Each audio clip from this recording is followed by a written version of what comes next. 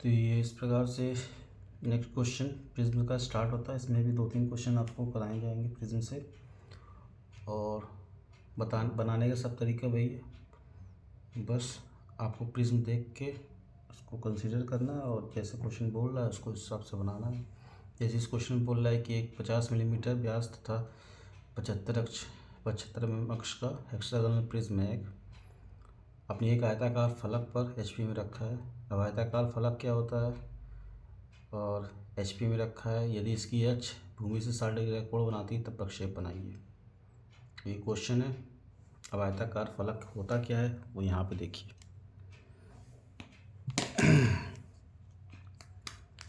ये प्रिज्म है। प्रिज्म के दोनों बेस सेम होते हैं, एक बेस नीचे का एक बेस ऊपर का। नीचे के बेस को नेमिंग दे दिए 1 2 3 4, ऊपर के बेस की नेमिंग दे दिए ABCD। ये O से P मेरा ये एक्सिस लाइन है, इसको एक्सिस लाइन से दिखाया गया है। अब ये आयताकार फलक जो बात की गई है, ये आयताकार फलक होता क्या है। जिस प्रकार से पिरामिड में 3 पॉइंट मिल के एक फलक का निर्माण करते थे, एक तेरक फलक का निर्माण करते थे, उसी प्रकार यहाँ पे 4 पॉइंट मिलके देखिए CD 3 4 ये मिलके एक फलक का निर्माण करेंगे। और इसका शेप क्योंकि आयताकार है इसलिए इसको आयताकार फलक बोला गया है। तो क्वेश्चन में वही बोला है कि अपने आयताकार फलक पर HP में रखा है। जब आयताकार फलक से HP में रखेगा तो फलक बनने के लिए हमको ये दोनों बेस की ज़रूरत पड़ेगी, बेस की इन भुजाओं की ज़रूरत पड़ेगी। इसलिए जब भी हम लोग ट्रू शेप ऑफ बेस बनाएंगे तो वो साइड वाला बनाएंगे। अगर आयताकार फलक बोले या बहुभुजा का आधार की भुजा बोले तो भी आपकी बेस वाली है, तो भी आपकी भुजा वाला बनना है ट्रू शेप ऑफ बेस। और अगर आयताकार फलक बोले तो भी आपका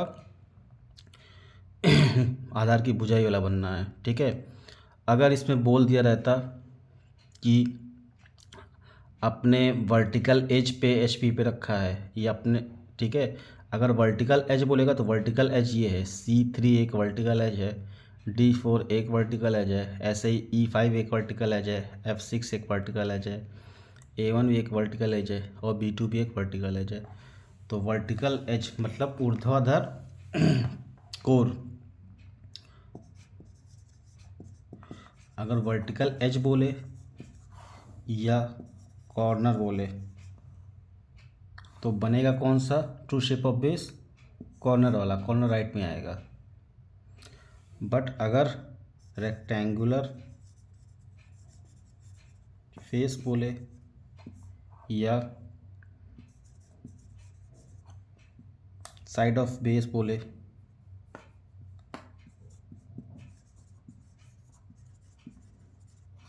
तो बनेगा कौन सा, भुजा वाला, भुजा राइट में आएगा। ठीक है।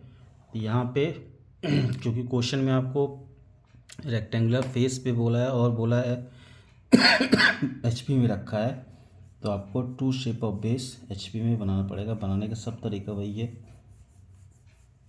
आपको पहले XY लाइन एक ड्रॉ करनी पड़ेगी,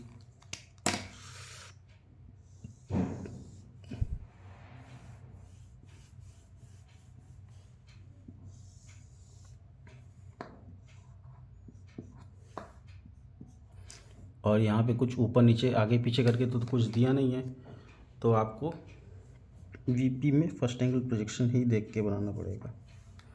अब HP में बोला है रखने के लिए क्या, उसका आयताकार फलक। आयताकार फलक को HP में रखने के लिए आपको जो ट्रू शेप ऑफ बेस बनाना पड़ेगा वो आयताकारी वाला बनाना पड़ेगा। तो आपका जो हेक्सागन बनेगा वो ट्रू शेप ऑफ बेस इस प्रकार बनेगा। ठीक है। अब ये तो प्रिज्म है। प्रिज्म को जब ऊपर से देखोगे इसको तो इनके दोनों बेस ही दिखाई देंगे। ठीक है। तो हम लोग इसको नेमिंग कर लेते हैं 1 2 3 4 5 6। ये नीचे वाला बेस का नेमिंग कर लिए। सेम यही बेस ऊपर भी दिखाई देगा तो इसके साथ इसको A B C D E F ये कर लिए नेमिंग। अब यहाँ पे तो पिरामिड है, पिरामिड में जैसे ये बनाते थे ये तो बनेगा नहीं, तो यहाँ पे बनेगा क्या यहाँ पे आपको सेंट्रल एक्सिस लाइन ड्रॉ करनी पड़ेगी। तो सेंट्रल एक्सिस लाइन ड्रॉ करने के लिए वही जो बताया गया था मेथड, क्या उसके डायगोनल्स को डायगोनल से मिला दीजिए, दो डायगोनल्स को, जहाँ पे दो डायगोनल्स मीट कर रहे होंगे उसकी सेंट्रल एक्सिस लाइन हो जाएगी। ठीक है। वो मिटाने के बाद आपको ये हटा देना है। आपको सेंट्रल एक्सिस लाइन मिल गई। और मेरी सेंट्रल एक्सिस लाइन ये बन के आ गई कि मेरी सेंट्रल एक्सिस लाइन ओ और पी होगी। ओ ऊपर सेम, ओ ऊपर पी नीचे, ये मेरा ट्रू शेप ऑफ हेक्सागन बन गया। अब हेक्सागन बनाने का तरीका आपको पता होना चाहिए कि इसके बीच का एंगल 120 डिग्री है और ये भुजा का जो दिया हुआ है वो 50 mm दिया है, तो उसकी लेंथ भी आपको उस हिसाब से बनानी पड़ेगी और आप लोग बना ले जाओगे क्योंकि ईजी आप बनाए हो इससे पहले। इसके बाद हम लोग सारा प्रोजेक्शन ऊपर की तरफ डालते हैं। हर बिंदु से जाएगा प्रोजेक्शन, इससे भी जाएगा, इससे भी जाएगा, इससे तो जा ही रहा है। ठीक है, सारा पोजीशन ऊपर की तरफ जाएगा। अब बोला है HP में रखा है, HP में अगर बोला है रखने के लिए तो उसका एक बेस HP में नीचे एक इंडेक्स से बनेगा और एक बेस 75 मिलीमीटर ऊपर बनेगा। तो एक बेस तो मेरा नीचे बन गया है ये वाला, और इसकी नेमिंग क्या करें, नीचे वाले की नेमिंग हम लोग 1-2 में किए हैं तो उसको 1-2 के हिसाब से देंगे। ये हो जाएगा 1-6, ये हो जाएगा 2-5, साथ में P डैश भी आएगी और ये हो जाएगा 3-4। और 75 मिलीमीटर ऊपर आपको आप यहाँ से अपने कंपास रख के 75 mm का एक आर्क कट कर लेना। ठीक है, और वहाँ पे 75 mm पे आपको दूसरा बेस मिलेगा। ठीक है, ये दूसरा बेस मिलेगा, इसको इससे मिलाना है। ठीक है, और इसकी नेमिंग हो जाएगी, ये हो जाएगा C-D-, ये हो जाएगा A-F-, और इसको जब ऊपर मिलाओगे ये वाला, ठीक है, ये भी पॉइंट है, ये भी एक बनेगा और ये बनेगा आपका B-E-, और O- भी यहीं पे बनेगा। क्यों? क्योंकि ये ओवरलैपिंग की कंडीशन आ रही है, इसी पे OP पे एक्सिस लाइन भी है और इसी पे डार्क लाइन भी आ रही है, क्योंकि आपको ये एज भी तो दिखाना है 2 को B से दिखाने वाला एज दिखाना है, F5 से E वाला दिखाना है। तो ये ओवरलैपिंग की कंडीशन आ रही है और ओवरलैपिंग की कंडीशन में डार्क लाइन और एक्सिस की जब ओवरलैपिंग होती है तो बताया गया था आपको कि डार्क लाइन वहाँ पे प्रेफर करती है, डिनोमिनेट करती है। ठीक है, तो हम लोग ये बना दिए। उसके बाद क्वेश्चन में बोला है कि अपने आयताकार फलक पर HP में रखा है, तो आप HP में बना दिए। VP में इसका ट्रू शेप ऑफ सॉलिड बना। इसकी अक्ष भूमि से 60 डिग्री का कोण बनाती है। आपको बोला गया था जब भी अक्ष बोले भूमि से 60 डिग्री कोण बनाने के लिए तो हम लोग डायरेक्टली अक्ष नहीं बनाते हैं, हम उसके बेस को ही झुका देते हैं। 90 में से उस अक्ष की जो भी डिग्री होती है उसको माइनस करके जो भी डिग्री आता है उतनी डिग्री से हम उसके अक्ष को झुका देते हैं। तो टिल्ट कराना है, सिर्फ आपको एक पॉइंट ले लेना होगा, यहाँ पे वो पॉइंट 3-4 ले लीजिए और छोटा सा कोई ले लीजिए यहाँ पे 3-4 करके। ठीक है, लिखना ऊपर ही रहेगा क्योंकि ऊपर VP आ रहा है। अब HP में बोला है, HP से तो VP में दिखेगा वो, तो 3-4 कर लिए और ये डिस्टेंस लेके आपको, ठीक है, ये डिस्टेंस लेके, क्योंकि अब 90 में से जब इसको घटाओगे 60 को तो बचेगा 30 डिग्री। 30 डिग्री से इंक्लाइन करना है तो यहाँ पे आप अपना प्रोटेक्टर कॉम्पास रख के एक 30 डिग्री की लाइन ड्रॉ कर लीजिएगा। पहले एक हल्की 30 डिग्री की लाइन, प्रोजेक्शन लाइन ड्रॉ कर लीजिएगा।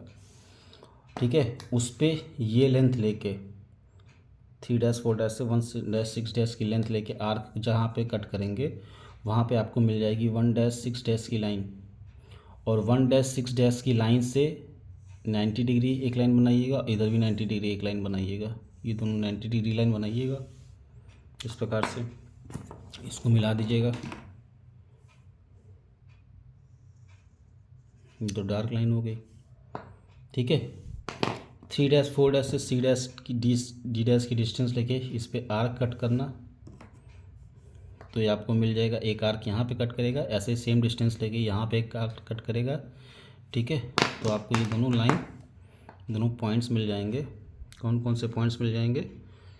यहाँ पे C-D- मिल जाएगा और यहाँ पे आपको D-F- मिल जाएगा। उसके बाद करना क्या है, इन दोनों को मिला देना है। ये एक बेस आ गया, ये एक बेस का हाइट हो गया, और सेम डिस्टेंस ये लेके 3-4 से 2-5 की डिस्टेंस लेके आर्क कट करोगे तो सेम यहाँ से पैरेलल लाइन आप जब बनाओगे तो यहाँ पे आपको B dash E dash O dash मिल जाएगा और यहाँ पे आपको 2 डैश 5 डैश और पी डैश मिल जाएगा। तो इस प्रकार से जब आप देखोगे इस इंक्लाइंड लाइन, इस एक्सिस लाइन को, ये यही एक्सिस लाइन है, इसी एक्सिस लाइन को जब आप आगे बढ़ाओगे तो ये अपने आप 60 डिग्री आ जाएगी, क्योंकि ये 60 है और ये 30 पे इंक्लाइंड किए हुए आप। ठीक है, तो 60 30 90 और ये 90 तो होता ही है।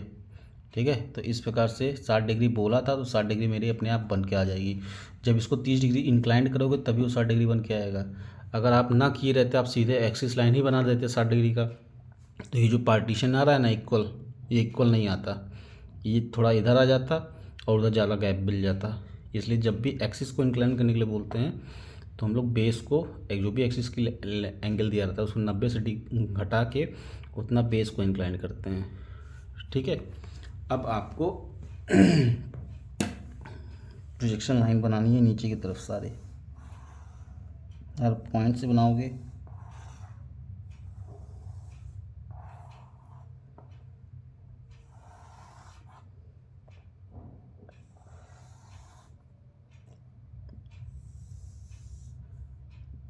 नब्बे डिग्री पे सब होने चाहिए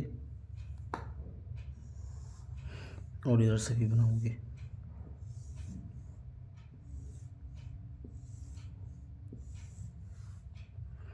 और सारे पॉइंट्स जैसे बताए गए थे, सारे पॉइंट्स को डिनोट करना है। सारे पॉइंट्स इसमें इंडिकेट करना है। ये देखिए 1 2 से स्टार्ट करते हैं, ये 1 वाला है। व्यू चेंज हो रहा है तो हम लोग बदल देंगे, नाम 1 1 कर देंगे। This one is 2 1। ठीक है, ये 3 1 हो जाएगा, ये 4 1 हो जाएगा, ये 5 1 हो जाएगा, ये 6 1 हो जाएगा। सेम प्रकार से ये P1 हो जाएगा। सेम प्रकार से यहाँ पे करेंगे नेमिंग, A1 B1 से स्टार्ट करेंगे तो दिस वन, ये ठीक है, this is A1, this one is B1, C1, ठीक है, D1, this is E1 and this is F1। साथ में O1 का भी पॉइंट लेंगे। ये सारे पॉइंट्स मिल गए, देख लीजिए ये सारे पॉइंट्स मिल गए हैं। अब सारे पॉइंट्स मिलने के बाद हम लोग वही रूल अप्लाई करते हैं, पहले बाउंड्री पॉइंट्स बनाते हैं। तो सारे बाउंड्री पॉइंट्स पहले हम लोग बना लेते हैं डार्क से। देखिए ये ये ये ये ये मेरे ये सारे बाउंड्री पॉइंट्स बनके रेडी हो गए। बाउंड्री पॉइंट्स बनाने के बाद हम लोग बेस बनाते हैं। अब आपको ऊपर से देखना है कि आपको ऊपर से बेस दिखेगा कि नहीं दिखेगा। ठीक है, आप अपनी आँख यहाँ पे रखोगे। ठीक है, यहाँ पे रखने पे आपको बेस ABCDE वाला G वाला ये बेस पूरा दिखेगा आपको। ठीक है, इधर से देखने के ऊपर वाला बेस दिखेगा, नीचे वाला बेस आपको नहीं दिखेगा। तो ऊपर वाला बेस जब पूरा दिखेगा तो इसको डार्क कर लेते हैं।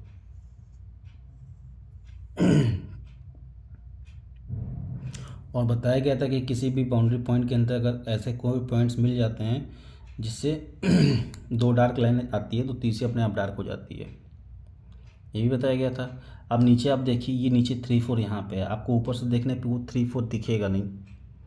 ठीक है, तो 3 4 दिखेगा नहीं तो 3 4 को हम लोग हिडन लाइन से बनाएंगे। ये देखो यहाँ पे 3 4 है, 3 4। ठीक है, ये नहीं दिखेगा। और जब आपको 2 पॉइंट मिल गए हैं तो ये भी अपने आप हिडन ही हो जाएगा, क्योंकि एक पॉइंट से अगर डार्क लाइन हिडन लाइन जा रही तो दूसरे से भी जाएगी। तो इस प्रकार से मेरे पास 4 पॉइंट ऐसे मिले हैं जो इंटरनल पॉइंट्स हैं। ठीक है, अब हमको किसको किससे मिलाना है, हमको मिलाना है पहले तो 2 को B से मिलाना है। तो देख लीजिए 2 से B आपका मिला हुआ है, एजेस बनाना है। बाउंड्रीज मेरे बन गए, बेस मेरे बन गए, अब हमको एजेस बनाने हैं। एजेस कौन कौन से थे, ये देखिए यहाँ पे ये एजेस थे। 2B भी एक 2 को B से मिलाना है तो यहाँ पे चेक कीजिए 2 से B मेरा मिला हुआ है। A को 1 से मिलाना है तो ये 1 है और ये A है, तो A को 1 से कैसे मिलाओगे। ठीक है, अब ये मत देखे ना कि ये हिडन लाइन जा रही है डार्क लाइन। A को 1 से मिलाएंगे तो A को 1 से मिलाने के लिए ये पॉइंट है, ठीक है, दो डार्क लाइन चली गई है, तो ए से 1 को मिलाने के लिए इसको डार्क ही करना पड़ेगा, डार्क लाइन। तो ए से 1 मेरा मिल गया। अब 3 से सी देखिए मिला हुआ है, 3 से सी मेरा कहाँ गया, सी, ये 3 है, ये सी है। अब 3 पे मेरा 2 हिडन लाइन थी, ठीक है, ये मेरा 3 पे 2 हिडन लाइन थी और ये सी पे लाई कर रहा था। तो देखिए जहाँ तक अब ये यहाँ पर डार्क लाइन आ गई है और 3 को हमको सी से मिलाना है, तो यहाँ तक तो डार्क और हिडन का ओवरलैपिंग हो रहा है, तो उसमें डार्क डोमिनेट करेगा, लेकिन इसके बाद कोई लाइन नहीं है, तो यहाँ से हम लोग हिडन दिखाएंगे। ये 3 की लाइन है, ये 3 से डार्क की लाइन जा रही है, सॉरी 3 से हिडन लाइन नहीं जा रही, क्योंकि ये पॉइंट इंटरनल पॉइंट है, एक हिडन लाइन, 2 हिडन, तीसरे भी हिडन लाइन ही होगी, लेकिन यहाँ पे आपकी डार्क लाइन आ जा रही है, इसलिए डार्क लाइन को, हिडन लाइन को डार्क लाइन कवर कर ले रही है, लेकिन यहीं तक कवर करेगी, उसके बाद तो है नहीं, उसके बाद हम लोग हिडन लाइन से जाएंगे। तो ये पूरा हिडन लाइन है, बट यहाँ पे आ गया है। अब देख लीजिए 3 से सी हो गया। अब 4 को डी से मिलाइए, 4 को डी से मिलाना है, तो 4 को डी से मिलाने के लिए हम लोग हिडन लाइन का यूज़ करेंगे, और उसके बाद आपको 4 को डी से 5 से ई मिला हुआ है, 6 को एफ से मिलाना है। तो 6 को एफ से मिलाने के लिए देखिए 2 डार्क लाइन है, तो 6 को एफ से मिलाने के लिए यहाँ पे हिडन लाइन आ गई, लेकिन हमको मिलाएंगे जब, तो ये डार्क लाइन से मिलाना पड़ेगा, क्योंकि ये भी डार्क लाइन है। तो यहाँ तक फिर ओवरलैपिंग की कंडीशन आ गई, ठीक है, यहाँ पे फिर ओवरलैपिंग की कंडीशन आ गई। ये देखिए ये दोनों पॉइंट, ये दोनों डार्क लाइन जा रही है, तो 6 को एफ से मिलाने के लिए हमको डार्क लाइन का यूज़ करना पड़ेगा, लेकिन बीच में हिडन लाइन है, तो हिडन लाइन और डार्क लाइन में कौन डोमिनेट कर लेता है, तो वो डार्क लाइन डोमिनेट कर लेती है, तो इतना इसको कवर कर देगी डार्क लाइन से, ठीक है, और उसके बाद ये पूरा डार्क लाइन 6 से मिल जाएगा। और ये तो हिडन लाइन है ही, ये हिडन लाइन कहाँ से आ रही है, ये हिडन लाइन यहाँ से आ रही है, लेकिन बीच में इसको मिलाने के लिए डार्क लाइन को कवर कर लिया गया, डार्क लाइन कवर हो गई है। तो इस प्रकार से आपके एजेस भी सारे बन गए। लास्ट में बचता क्या है, एक्सिस बनाना रहता है, तो एक्सिस बनाने के लिए आप लोग एक्सिस लाइन का यूज़ कीजिए, एक्सिस लाइन का यूज़ कीजिए। इस प्रकार से पूरा फिगर बन के आपका रेडी हो गया, ठीक है। प्रोजेक्शन हमेशा उधर ही से डालते हैं जिधर से देखते हैं, जहाँ से आप प्रोजेक्शन डाले हो, इधर से डाले हो तो इधर से देखेंगे, इधर से देखने पे आपको ये वाला ABCD वाला बेस पूरा दिखेगा, इसलिए हम पूरे बेस को कर दिए हैं डार्क। इधर से कुछ पता नहीं चल रहा था, लेकिन हम रूल को फॉलो करेंगे, हमको 2 पॉइंट मिल गया कि 2 डार्क लाइन जा रही, तो तीसरी भी डार्क लाइन जाएगी ही जाएगी, बट बीच में हिडन लाइन आ जा रही है, तो हिडन लाइन को डार्क लाइन छुपा देगी। इस प्रकार से ये क्वेश्चन बन के आपका रेडी हो गया है, और इस क्वेश्चन को बनाइए और अपने जो भी कॉन्सेप्ट्स क्लियर हैं उन कॉन्सेप्ट्स के अकॉर्डिंग उसको बनाइए, और डाउट सारे जो भी आ रहे हैं उसको क्लियर कीजिए। ये बनाना नहीं है, ये बनाने के लिए आपको समझाने के लिए बनाया गया है, बनाना आपको यही है प्रिज्म, ठीक है। तो देखिएगा सॉल्व करके, और भी क्वेश्चंस मिलेंगे आपको। हेक्सागन पे बन गया है, इसके बाद एक पेंटागन प्रिज्म पे आएगा, फिर एक देखते हैं कोन सिलेंड्रिकल, नहीं तो कोन उस पर क्यूब पे ले आएंगे एक क्वेश्चन। तो इस प्रकार से 3 प्रिज्म के क्वेश्चन पे आपका कवर हो जाएगा, ठीक है। इस पे 2 ही प्रकार के क्वेश्चन आते हैं, देखो जो साफ सीधी बात है, या तो इंक्लाइंड करने वाला देगा, ठीक है, या तो बोलेगा कि इंक्लाइंड कीजिए, या तो बोलेगा दूसरा कंडीशन क्या बोलेगा कि इसको इस पर गिरा दीजिए, पूरा गिरा दीजिए, मतलब ये 3 4 इस पर कर दीजिए, CD यहाँ पे आ जाएगा। 2 कंडीशन आता है क्वेश्चन का, एक कंडीशन क्वेश्चन का ये है, ये मिलेगा, नहीं तो दूसरा बोलेगा कि इसको इस पर गिरा दीजिए, इस पूरे वर्टिकल एज को इस पर गिरा दीजिए, CD यहाँ पे आ जाएगा, इसको गिरा दीजिए, फिर ये इस प्रकार से ऐसे बन के आ जाएगा, फिर सारे एजेस आपको बनाने पड़ेंगे, ठीक है। तो 2 ही प्रकार के क्वेश्चन आते हैं, इस प्रकार के भी आते हैं, 2 ही प्रकार के आएंगे, आपको जो भी क्वेश्चन में मिल रहा है उसके अकॉर्डिंग आप बनाओ और ट्राई करो। नहीं समझ में आया तो पूछो फिर क्लास में।